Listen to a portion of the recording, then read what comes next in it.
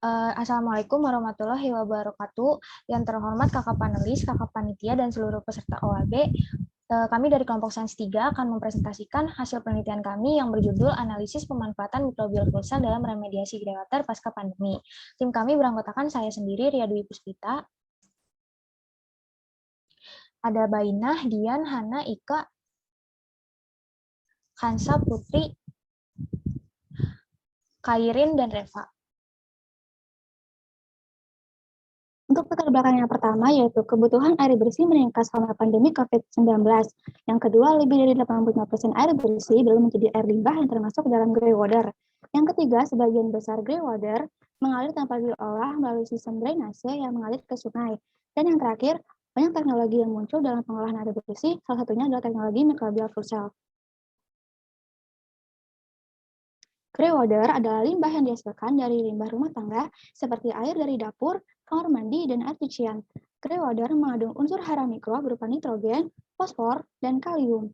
Greywater dapat merusak ekosistem sungai dan menjadi sumber penyakit seperti kolera dan disentri. Tujuan dari penelitian ini yaitu mengetahui pemanfaatan microbial fuel cell dalam meremediasi greywater pasca pandemi. Kemudian manfaatnya yaitu menerapkan ilmu pengetahuan yang terkait dengan kegiatan penelitian dalam kehidupan sehari-hari.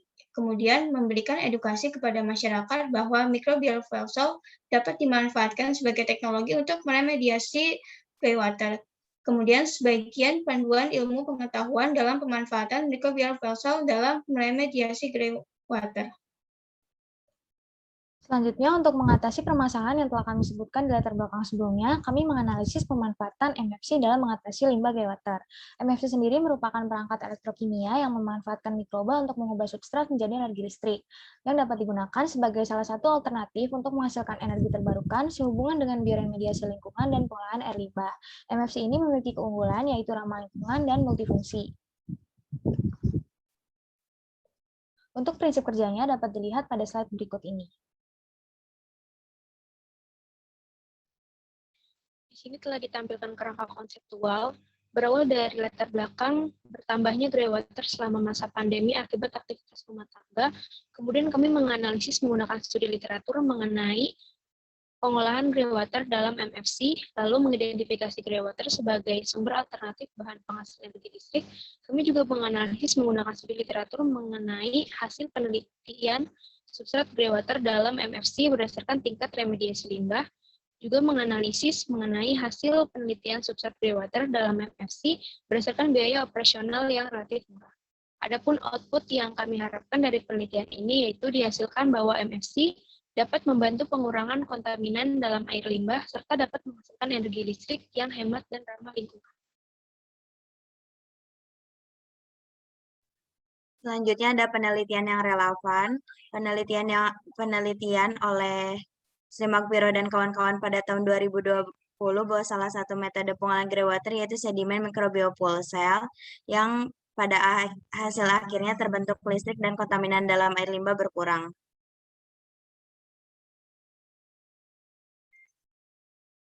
Penelitian yang kedua yaitu oleh Prapti dan kawan-kawan pada tahun 2019 bahwa MFC ini salah satu cara untuk mengubah energi kimia dalam limbah organik menjadi energi listrik menggunakan mikroorganisme. CR6 dikatalis secara mikrobiologis menjadi CR3 oleh bakteri EM4 untuk menghasilkan energi listrik.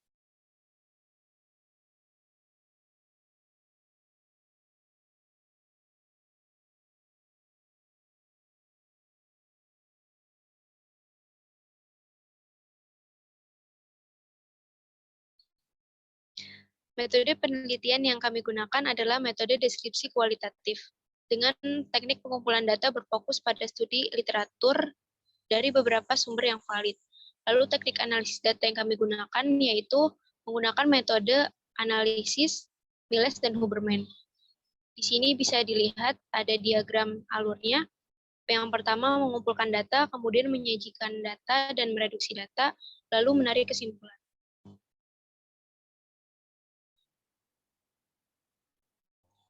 Untuk mikroorganisme dalam penelitian Kurniati dan Permatasari tahun 2019 digunakan mikroorganisme N4 jenis bakteri Lactobacillus dengan nilai BOD dari 9 sebesar 21,1 mg per liter yang tidak memenuhi standar yang ditetapkan oleh pemerintah sebesar maksimum 12 mg per liter. Dalam penelitian Song dan John 2018, ditambahkannya mikroalga dapat menjadi pelengkap untuk MVC karena membentuk sistem simbiosis antara mikroalga dan bakteri ditemukan dapat menghilangkan karbon organik, nitrogen, dan fosfor.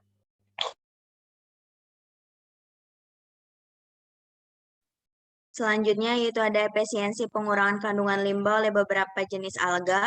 Menurut penelitian Oktor dan Selig pada tahun 2019, jenis alga yang digunakan adalah Chlorella variabilis, substratnya greywater. Efisiensi pengurangannya COD sebesar 92,3%, BOD 91,9%, TN 85,6%, dan TP lebih dari 97%. Menurut penelitian Hou dan kawan-kawan, ada 5 jenis alga yang diteliti dan substratnya yaitu koade. Jenis alga yang pertama ada Golenkenia sps DC16, efisiensi pengurangannya COD 43,59%, TN 37,39%, dan TP 98%. Selanjutnya ada Chlorella vulgaris, efisiensi pengurangannya COD 20%, TN 22,12%, dan TP 98%. Selanjutnya ada SK Pricormutum, efisiensi pengurangannya COD 13,51%, TN 12,3%, dan TP 97%. Skedesmus SDC8, efisiensi pengurangannya COD 26,92%, TN 12,30%, dan TP 98%. Dan Skenedesmus SDC13, efisiensi pengurangan COD 36,71%, TN 21,24%, dan TP 97%. Di sini kami menganalisis keefektifan bahan atau material penyusun elektroda.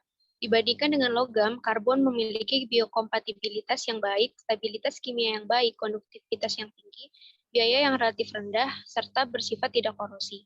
Adapun elektroda karbon yang sering digunakan di beberapa penelitian berupa elektroda grafit. Grafit memiliki beberapa kelebihan, yaitu konduktivitas listrik dan kestabilan kimia yang baik, relatif murah, dan mudah didapatkan. Berdasarkan studi literatur tersebut, dapat dianalisis bahwa elektroda yang lebih efektif untuk digunakan pada sistem MFC adalah elektroda grafit. Selanjutnya, kami juga menganalisis keefektifan berbagai jenis elektroda grafit berdasarkan kerapatan daya maksimalnya. Dari tabel ini dapat dilihat bahwa elektroda grafit felt memiliki kerapatan daya maksimal yang tinggi, yaitu 356 W per meter kubik di ruang anoda, serta 539 W per meter persegi di ruang katoda. Selain itu, teksturnya yang longgar memberikan lebih banyak ruang untuk pertumbuhan bakteri daripada lembaran grafit.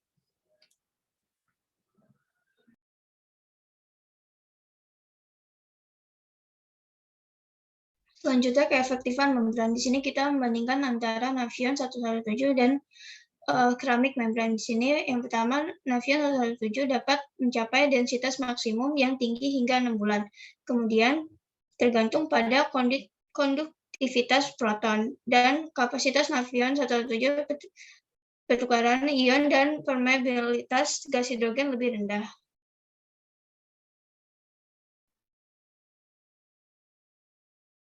Untuk membran keramik, keefektifan yang pertama yaitu dapat menjaga stabilitas kinerja daya hingga 8 bulan, yang kedua tidak tergantung pada konduktivitas proton, dan yang ketiga kapasitas pertukaran ion dan permeabilitas gas hidrogen lebih tinggi. Jadi berdasarkan tabel ini dapat disimpulkan bahwa membran keramik lebih unggul dibandingkan dengan membran Nafion 117.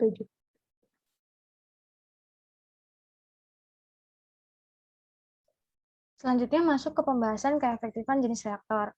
Pada tabel berikut terlihat perbandingan antara jenis reaktor single chamber dan dual chamber. Pada reaktor single chamber, ciri khasnya hanya memiliki satu ruang sehingga substrat dan larutan elektrolit bercampur sekaligus. Desain ini bisa menggunakan membran pertukaran proton ataupun tanpa membran pertukaran proton. Keuntungan dari reaktor single chamber ini, biaya pemasangannya lebih hemat, konfigurasinya lebih sederhana, output daya yang dihasilkan lebih tinggi, dan dapat mengurangi resistensi ohmik internal yang dapat meningkatkan power density. Kerugian dari reaktor single chamber ini ialah efisiensi kolobiknya yang rendah dan dengan tidak menggunakannya membran pertukaran proton memungkinkan terkontaminasi oleh mikroba dan difusi oksigen dari katoda menuju anoda. Keefektifan jenis reaktor dual chamber. Ciri khasnya terdiri dari dua ruang yang dipisahkan oleh membran pertukaran proton. Keuntungan dari dual chamber, laju difusi oksigen ke ruang anoda lebih rendah dan daya yang dapat dikeluarkan oleh MFC tergolong rendah dengan sistemnya yang kompleks. Kerugian dari dual chamber yaitu mahalnya biaya membran pertukaran proton, daya listrik yang dihasilkan tidak sebesar single chamber, serta elektron yang mudah hilang. Dengan demikian, dapat disimpulkan bahwa single chamber MFC lebih efisien sebagai reaktor yang dapat digunakan dalam pengolahan grey water.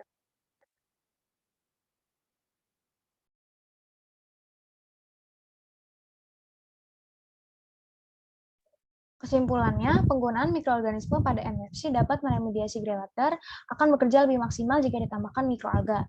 Selanjutnya, penggunaan graphite felt pada elektroda MFC lebih efektif karena memiliki kerapatan daya yang maksimal yang tinggi serta teksturnya yang longgar mampu memberikan lebih banyak ruang untuk pertumbuhan bakteri.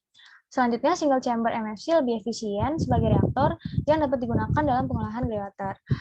Selanjutnya, keramik membran atau CM itu berpori non-selektif yang memfasilitasi difusi proton dengan kation lain sehingga kinerja MFC lebih tinggi. Selain itu, CM menunjukkan peningkatan penyerapan air, peningkatan konduktivitas proton, dan kapasitas pertukaran ion, serta karakteristik anti-fouling yang baik dibandingkan dengan membran Nafion 117.